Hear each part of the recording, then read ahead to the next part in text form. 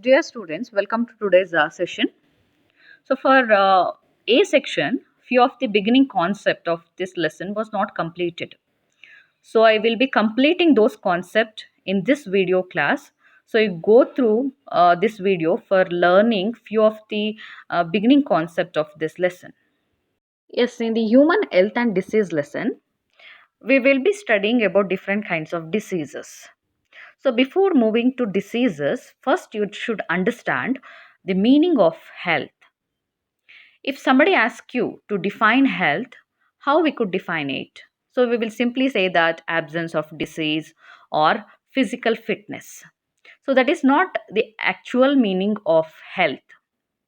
So, health can be defined as a state of complete physical, mental, and social well being. So, when all these criteria are applicable, then only we are considering the person as a healthy person. That means person should be physically fit and mentally well-being, then socially well-being. Then only the person will be considered as healthy person. Then let us see what is mean by physical fitness.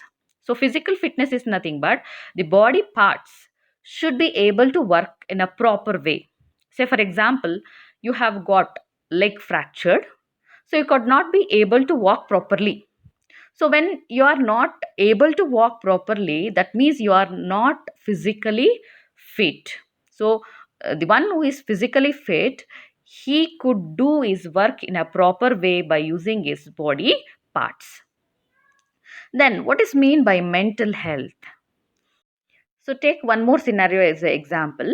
So if any of the student has not done well in the examination, he will be in some kind of depression. Is if any of his friend ask him like how you are feeling, what the answer can we expect from that guy? So he will tell like I'm not well. So even though there is no any disorder, that child will give answer like I'm not well, because he will be having something in his mind and he will be under depression. So when the mental state is not proper, that is not a healthy condition. So for being a healthy mental state will be very essential. Then one more is social well-being. What is mean by social? Social is nothing but society or the place where we are living, whether the village, town, or small town. So whatever may be the place, always the environment influences our health. So if our environment is not good, if dirt or some kind of smell or some of the pollutants are more in our surrounding environment, that will adversely impact on our health. That means health will be get affected. So that environment should always influences the health. So we should have healthy environment being healthy. So health can be defined as physical, mental, and social well-being. Then what is the benefit of being healthy? So being healthy is more beneficial to society as well as to family. Suppose when we are, let us consider any of the family member is repeatedly fallen ill. So for making him to get rid from that disorder, family needs the support of finance. If there is no financial support, family has to suffer a lot. Financial problem will be get arises. So all these problems will be because of the health issues. So if the person is healthy, the mortality rate, that means the death rate will be get decreases, and the productivity will be get increases. It may be the family productivity or it may be the productivity of society. So these are all the some benefits of being healthy. So being healthy totally increases the efficiency of work. So it is always good to maintain healthy life. One of the question arises while studying this concept is how to achieve good health, because being healthy is very beneficial, and achieving good health is not an easy task. So we have to follow some of the healthy habits regularly to being healthy. So I've listed few of the healthy habits. One of that is Balanced diet. So the food what we are having that should consist of proper amount of carbohydrate, protein, fat, minerals and vitamins. So when the food consists of all these things in a balanced way, that kind of food is called as balanced diet. So balanced diet, having balanced diet is very beneficial to maintain good health. Then one more is personal hygiene. So personal hygiene is very essential to prevent some kinds of disorder. So now we are seeing corona. So it will spread through contaminated hand and through sneezing. So these actions easily spread the virus responsible for causing the disorder. So for preventing some of the infectious diseases, personal hygiene is very important. So we have to wash hand before having food and regular bath. So all this personal hygiene should be followed regularly to prevent some kind of disorders. Then one more is regular exercise. So regular exercise is very helpful to maintain body in a healthy condition because we will be physically active when we are regularly doing exercise. So this is one of the healthy habit we should follow regularly. Then one more is yoga. So regular practice of yoga will be helpful to keep our mind in a healthy condition, as well as it is very essential for keeping the body active. So the yoga or regular practice of yoga will be helpful to maintain mental health as well as physical health. Then one more is we should have awareness about some of the disorder. That means how the disease will spread and what is the causative agent and what are the preventive measures. So if we know these informations, we can control the spreading of some kind of disorder. So that always having awareness about a disease is very important to maintain healthy life. Then one more is vaccination. So for some of the diseases like polio, hepatitis, we will be having vaccine so that uh, being vaccinated will control some of the deadly disorders in future. Then one more is proper disposal of waste. See, when we are not following the waste disposal in a proper way, that will be main reason for spreading some of the disorders like amoebiasis will be spread through contaminated water. So when we are not disposing the waste material in the proper way, the pathogen will easily spread to different regions, and that will become the main reason for spreading of disease. So that to maintain good health, proper disposal of waste is very essential. Then one more is control of vectors. So vectors are the agents. They will also carry some of the pathogen from infected one to healthy individual. So that we should control some of the vectors like mosquitoes, then sometime housefly act as a mechanical carrier. So by avoiding these kinds of insects, we can prevent the spreading of some disorders. So these are the few measures could be followed to achieve good health.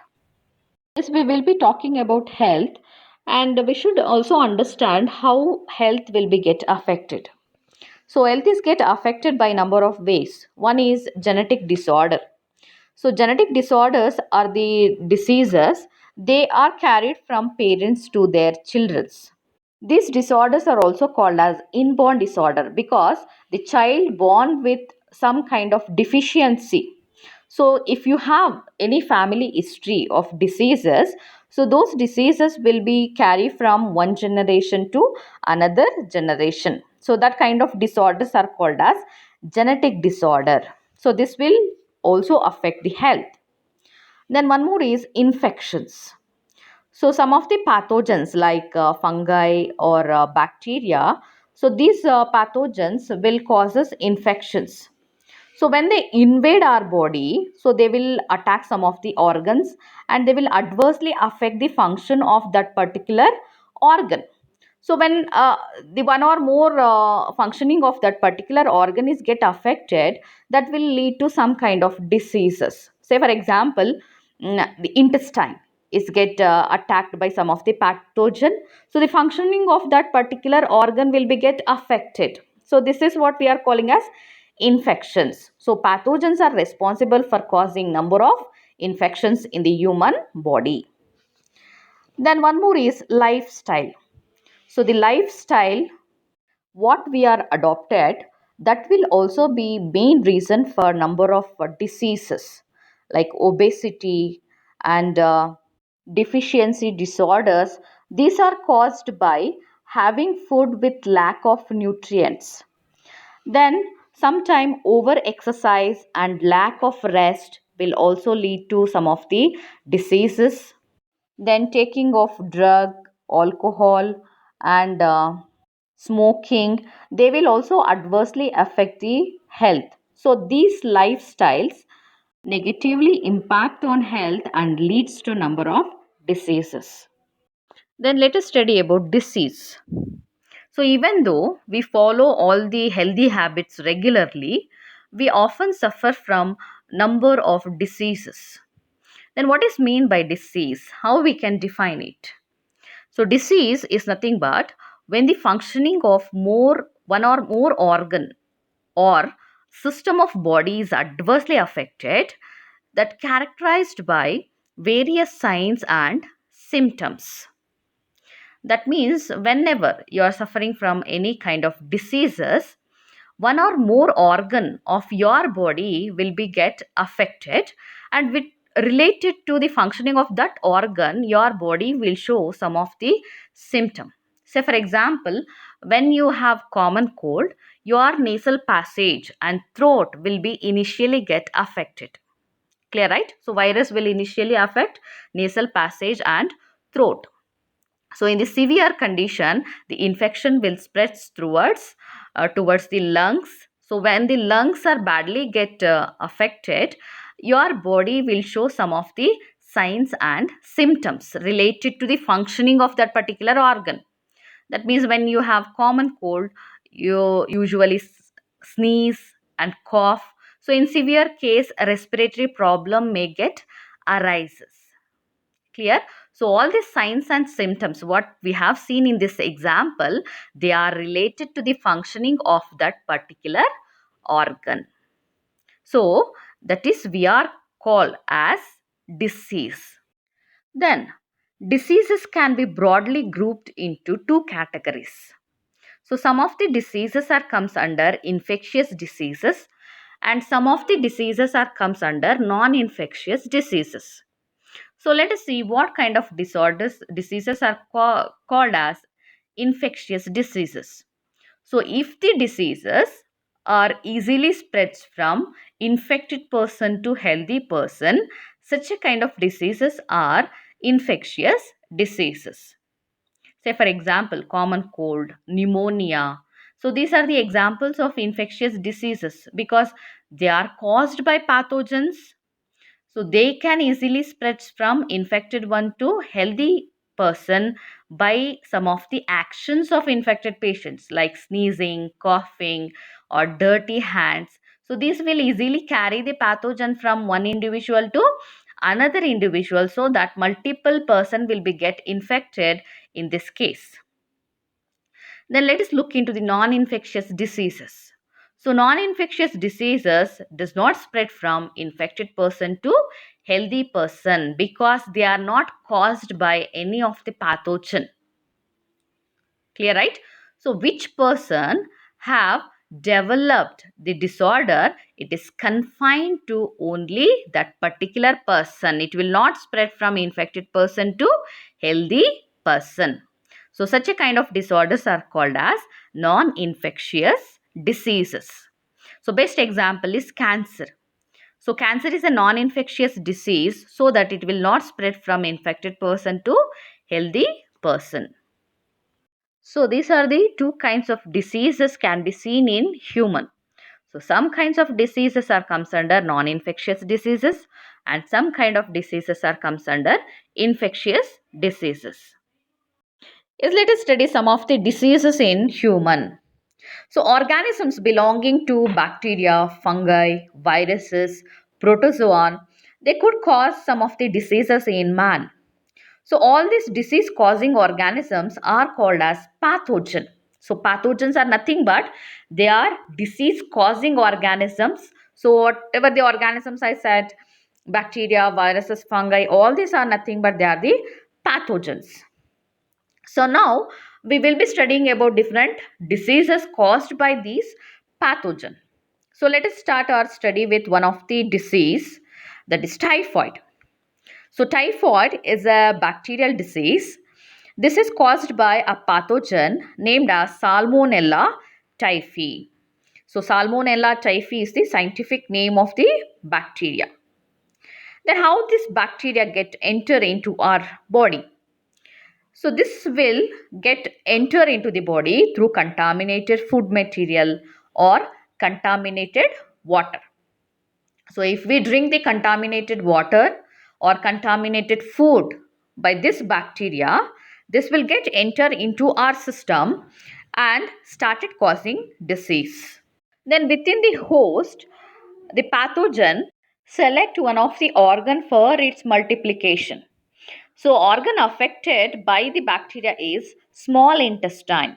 So most of the symptoms what we are studying in this disease, it is actually related to the functioning of small intestine, because the bacteria get multiply in the small intestine and it will utilize the nutrients present in that particular organ, so that functioning related to the small intestine will be get affected. Because the pathogen invades the small intestine, so traces of bacteria will be present in the feces.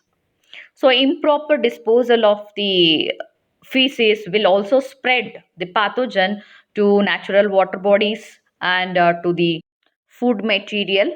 So like this, the pathogen will spread to different regions. Sometimes house flies also act as a mechanical carrier to carry pathogen. So, the getting of this disease can be avoided by proper disposal of waste material, human feces, then personal hygiene. So, these are the some preventive measures to be followed to avoid getting of this bacterial disease. And let us look into the symptoms of typhoid. So one of the symptom is eye fever. So because of the multiplication of bacteria in the small intestine, the body temperature will be get rises. That means 39 degrees Celsius to 40 degrees Celsius. This rise in the body temperature will leads to high fever. Then one more symptom is weakness. So because the intestine nutrients present in the intestinal region will be started utilizing by the bacteria. So because of this, the person will become very weak. Then stomach pain. So we have know the intestine is one of the part in the abdominal region. So abdominal pain is one more symptom. Then constipation. That means a difficulty in removing the content from bowel. Then one more is loss of appetite.